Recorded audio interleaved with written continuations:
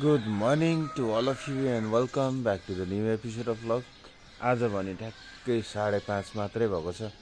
एका बिहानै उठिएछ है, किनभने नानीलाई स्कुल पुर्याइदिनु पर्ने छ।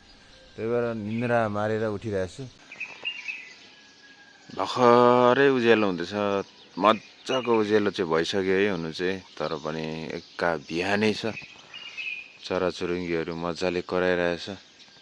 अनि एका बिहानै चाहिँ किन उठेको भने नि नानीलाई स्कुल पुर्याउने हो, अनि यहाँ बारीमा काम पनि गर्नुपर्ने छ क्या। अल्छी गरेर हुँदैन क्या, सधैँ अल्छी गरेर कहिले गरिसक्नु।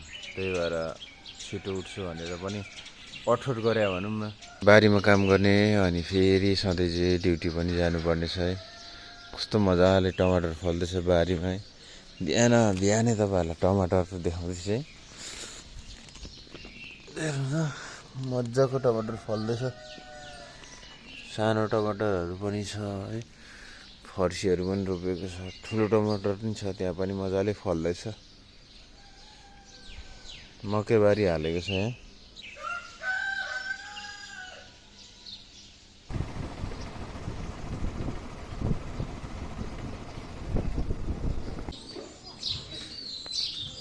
नानीलाई स्कुल पनि छोडियो है। अब चाहिँ म फर्किन लागेको।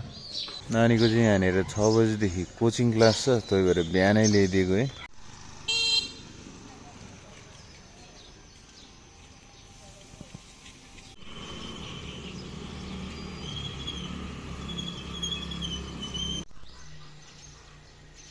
घाम भने भर्खरै माथि निक्लिँदैछ है साथीहरू, रातो भएर निक्लिँदैछ। त्यस्तो मजाले लागेको पनि छैन। समय चाहिँ ठ्याक्कै बिहानको 6 बजे है। र म चाहिँ नानीलाई स्कुल पुर्याइवरी फर्केर पनि आइसकिसकेँ। अब बारीको काम गर्ने है त।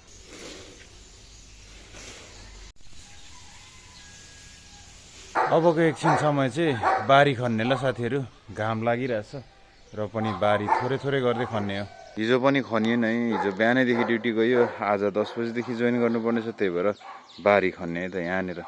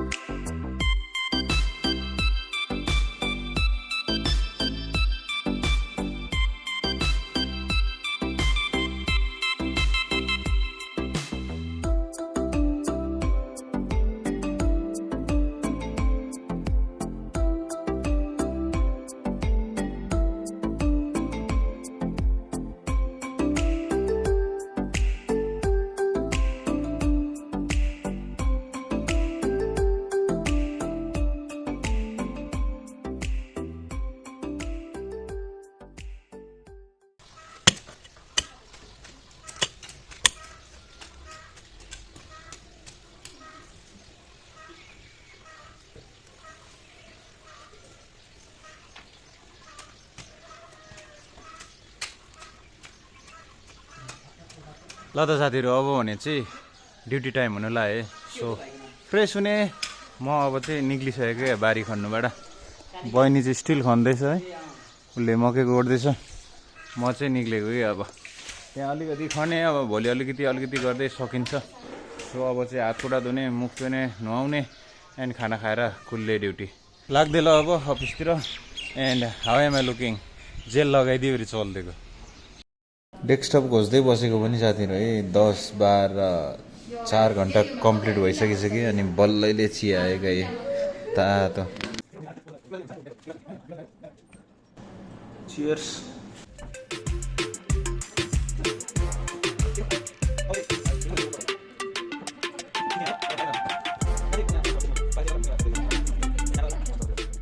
चिया खाइ हुँदैछ साथीहरू।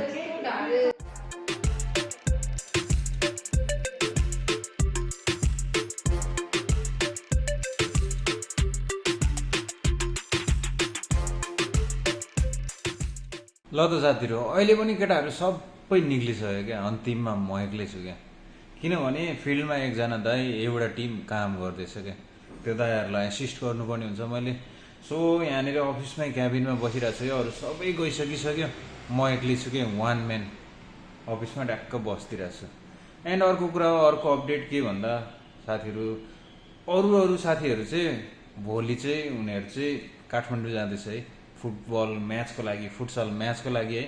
नेपालभरिको वर्ल्ड कम्युनिकेसनमा काम गर्ने ब्रान्चहरूको भोलि म्याच छ।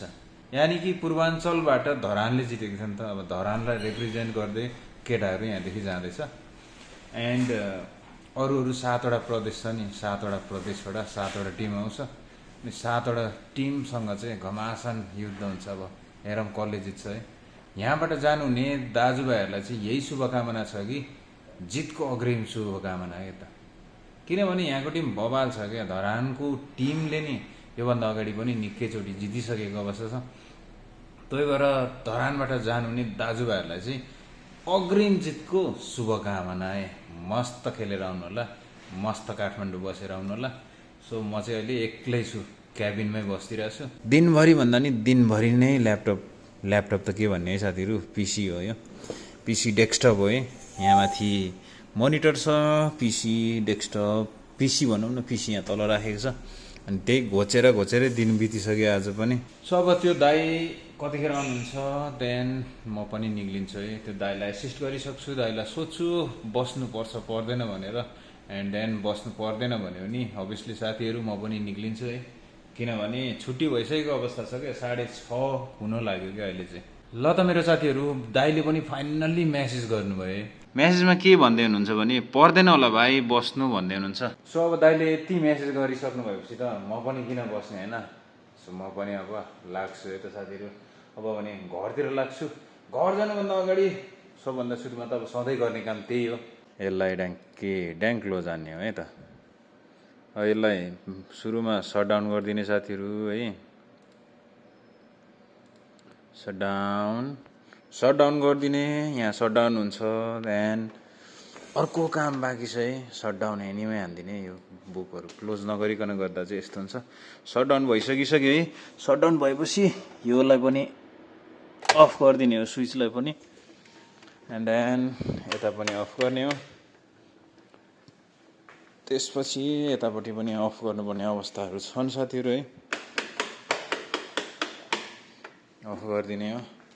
अनि अब यता बाहिर निक्लिने हो चट्ट लाएर। मेरो चाबी लिनुहोस् यार, चाबी बिर्सिजान्छ कि जहिले। बाइकको चाबी त चाहियो। ठ्याक्क निक्लिने हो यता। एन्ड साथीहरू यहाँनिर छ हाम्रो मेसिन पन्च गर्ने है। हामीले आउट हान्नु पऱ्यो, चेकआउट गर्नु पऱ्यो। 6:49 मैले अफ गरेँ। सो यसलाई पनि अफ गर्नुपर्छ। यहाँ बत्ती कहाँबाट अफ हुन्छ, यो त यसको यो सिसी क्यामेरा बलेको रहेछ। ल त साथीहरू, यहाँको भित्रको काम भने कम्प्लिट भइसकिसक्यो है। अब यहाँ यताको बन्द गर्ने हो। अब चट ट्याक ट्याक यताको नि बन्द गरिदिने यसरी। त्यसपछि बाँकी भनेको परको स्विच बाँकी छ, यसलाई पनि हान्दिने के। पुरै अँध्यारो हुन्छ क्या साथीहरू, पुरै अँध्यारो हुन्छ। अब यो चेन गेट पनि लगाइदिनु पर्छ है, के लाग्दैन त ट्याक्क लगाइदिने। अनि साथीहरू लाग्दिने ओह्रालो लुकुर बिस्तारै। अब भोलि आउने फेरि काममा है। र भोलि चाहिँ फेरि केटाहरू कम्ती हुन्छ क्या, टिमै कम हुन्छ, त्यही भएर केटाहरू त्यही निक्लिन्छ मलाई जहाँसम्म लाग्छ है। अब फिल्ड टिम केटाहरू सबै फुटबल खेल्नु चल्दिँदैछ काठमाडौँ, त्यही भएर टिम कम भएपछि काम फ्लो ज्यादा हुन्छ। काम ज्यादा भएपछि काम थुप्रिन्छ केटाहरूको अनि गाह्रो पर्छ क्या। सो म चाहिँ लागेँ है त बाहिर भने चाहिँ साथीहरू निकै अँधेरो भइसकिसक्यो है र म पनि निक्लेको है त। घर आइपुगेको है, ट्याक्कै हेरेको बुढी त मजाले बसेर सब्जी केलाउँदै रहेछ है। मुन्टा हेर्नु न हरियाली कति मजाको छ, सब्जी दामी केलाउँदो रहेछ।